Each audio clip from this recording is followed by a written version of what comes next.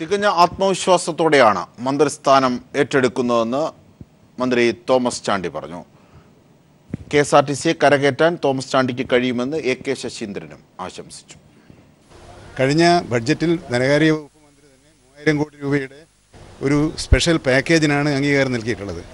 അങ്ങനെയല്ലേ, ഞങ്ങൾ കൂട്ടായ പ്രവർത്തനമാണ്, ഒറ്റപ്പെട്ട പ്രവർത്തനമല്ല.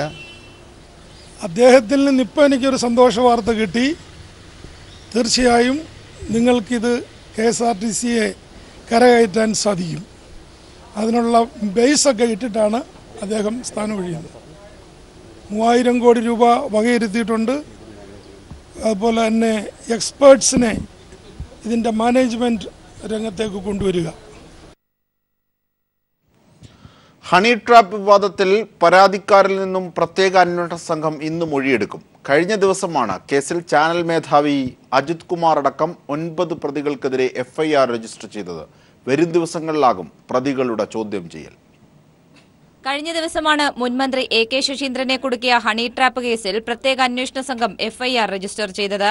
പരാതിക്കാരിൽ ഒരാളായ അഭിഭാഷകയിൽ നിന്നും സംഘം മൊഴിയെടുത്തിരുന്നു. ഇന്നും മറ്റു പരാതിക്കാരിൽ നിന്നും മൊഴിയെടുക്കൽ തുടരും. സംഘം ചാനൽ മേധാവി അജിത് കുമാർ അടക്കം 9 പേർക്കെതിരെയാണ് ജാമ്യമില്ലാ വകുപ്പുകൾ പ്രകാരം കേസെടുത്തിരിക്കുന്നത്. വരും ദിവസങ്ങളിലാകും പ്രതികളുടെ ചോദ്യം ചെയ്യൽ. അജിത് കുമാറിന് പുറമെ എഡിറ്റോറിയൽ ടീം അംഗങ്ങൾ, വാർത്താ അവതാരകർ, ഹണി ട്രാപ്പിൽ പങ്കാളിയായ മാധ്യമപ്രവർത്തക എന്നിവരും പ്രതിപ്പട്ടികയിലുണ്ട്. ഗൂഢാലോചന, IT നിയമം, ദൃശ്യമാധ്യമ ദുരുപയോഗം എന്നീ കുറ്റങ്ങളാണ് പ്രതികൾക്കെതിരെ ചുമത്തിയിരിക്കുന്നത്. വ്യാജരേഖ ചമയ്ക്കലും അന്വേഷണ സംഘം പരിശോധിക്കുന്നുണ്ട്. ഇതിലും കേസെടുക്കുമെന്നാണ് സൂചന. ക്രൈംബ്രാഞ്ച് IG ദിനേശ് കശ്യപിന്റെ മേൽനോട്ടത്തിൽ ഹൈടെക് സെൽ DYSP ബിജുമോന്റെ നേതൃത്വത്തിലുള്ള സംഘമാണ് കേസ് അന്വേഷിക്കുന്നത്. ലഭിച്ച പരാതികളിൽ വിശദമായ പരിശോധന നടത്തി അടിയന്തരമായി തുടർ നടപടികൾ സ്വീകരിക്കാനാണ് അന്വേഷണ സംഘത്തിനുള്ള സർക്കാർ നിർദ്ദേശം. News bureau, Thiruvananthapuram.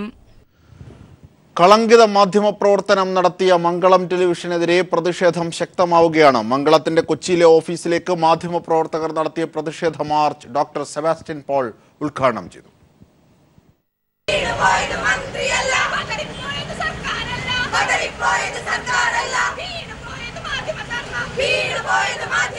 മംഗളം ചാനലിനെതിരെ തിരുവനന്തപുരത്തും കോഴിക്കോടും കഴിഞ്ഞ ദിവസം നടന്നതിന്റെ തുടർച്ചയായാണ് കൊച്ചിയിലും പ്രതിഷേധം നടന്നത്. വൈറ്റില ജംഗ്ഷനിലെ ഓഫീസ് മാധ്യമപ്രവർത്തകർ ഉപരോധിച്ചു. മാധ്യമപ്രവർത്തനത്തിന് അന്ത്യം കുറിക്കുന്ന നിലപാടായിരുന്നു മംഗളം സ്വീകരിച്ചതെന്ന് ഡോക്ടർ സെബാസ്റ്റ്യൻ പോൾ പറഞ്ഞു. കേരളത്തിലെ ഉത്തമമായ സദാചാരപരമായ മാധ്യമപ്രവർത്തനം അസാധ്യമാക്കുന്ന ഒരു അവസ്ഥ ഉണ്ടായിരിക്കുന്നു. മംഗളം മനസ്സിലാക്കേണ്ടത്, അജിത് കുമാർ ആയാലും ആരായാലും മനസ്സിലാക്കേണ്ടത്, അവരെക്കാൾ വലിയവർ ഇത്തരം തെറ്റുകളിൽ, ഇത്തരം കെണികളിൽ അകപ്പെട്ട് ഇല്ലാതായി പോയിട്ടുണ്ട്. ടെലിഫോൺ ടാപ്പിംഗ്, പ്രൈവസി വയലേഷൻ, അതെല്ലാം ഗുരുതരമായ വീഴ്ചകൾ തന്നെയാണ്, ശിക്ഷ കിട്ടുന്ന ക്രിമിനൽ കുറ്റങ്ങളാണ് എന്ന് പലയിടത്തും തെളിഞ്ഞു കഴിഞ്ഞു. പ്രതിഷേധ പ്രകടനത്തിൽ നിരവധി പേരാണ് പങ്കെടുത്തത്. News bureau, Kochi.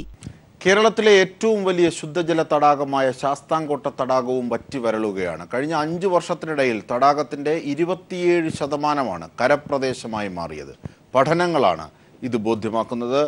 കടുത്ത വരൾച്ചയെ തുടർന്ന് ശാസ്താംകോട്ട തടാകത്തിൽ നിന്നും കൊല്ലം ജില്ലയുടെ വിവിധ ഭാഗങ്ങളിലേക്കുള്ള കുടിവെള്ള പമ്പിങ്ങും ഭാഗികമായി നിർത്തിവച്ചിരിക്കുകയാണ്. ആസന്നമായ മരണം കാത്തുകിടക്കുകയാണ് ശാസ്താംകോട്ട ശുദ്ധജല തടാകം. ശാസ്താംകോട്ട, പടിഞ്ഞാറേക്കല്ലട, മൈനാഗപ്പള്ളി പഞ്ചായത്തുകളിലായി 20 കിലോമീറ്റർ വ്യാപിച്ചു കിടന്നിരുന്ന തടാകം ഇന്ന് കൺവട്ടത്ത് ഒതുങ്ങി. തിളയ്ക്കുന്ന വേനൽ കാരണം തടാകക്കര വീണ്ടുകീറി. ഒരു കാലത്ത് പടിക്കെട്ടിന്റെ മുകളറ്റം തട്ടി നിന്നിരുന്നു കായൽ വെള്ളം. അതായത് തറനിരപ്പിൽ നിന്നും ഏകദേശം 2 ആൾ പൊക്കം വരെ. കൊടും വേനലിനൊപ്പം മണലൂറ്റും ചെളിയെടുപ്പും കൂടിയായതോടെ കായൽ അതിവേഗം വരളുന്നു. കടുത്ത വേനൽ ആയതോടുകൂടി കായലിന്റെ ജലനിരപ്പ് -2 വീതം താഴ്ന്നുകൊണ്ടിരിക്കുകയാണ്. ഈ കഴിഞ്ഞ ബഡ്ജറ്റിൽ പോലും ശാസ്താംകോട്ട കായലിന്റെ പേര് പരാമർശിച്ചല്ലാതെ കായൽ സംരക്ഷണത്തിനായി യാതൊരു തുകകളും പ്രഖ്യാപിച്ചിട്ടില്ല. കായൽ സംരക്ഷണം നടപ്പാക്കും എന്ന് പറയുന്ന അധികാരികൾ ഇതുവരെ തന്നെ കായൽ സംരക്ഷണവുമായി ബന്ധപ്പെട്ട് യാതൊരു പദ്ധതികളും തുടങ്ങിയിട്ടില്ല എന്നുള്ളതാണ് വസ്തുത. കഴിഞ്ഞ വർഷത്തെ ഗൂഗിൾ മാപ്പ് 2011 നിന്നും 2016 എത്തിയപ്പോൾ കായൽ 27% കുറഞ്ഞു. ജലസേചന വകുപ്പിന്റെ കണക്ക് പ്രകാരം ദിവസേന 3 കോടി ലിറ്റർ വെള്ളമാണ് ശാസ്താംകോട്ട തടാകത്തിൽ നിന്നും കൊല്ലം ജില്ലയിലെ വിവിധ സ്ഥലങ്ങളിൽ എത്തിച്ചിരുന്നത്.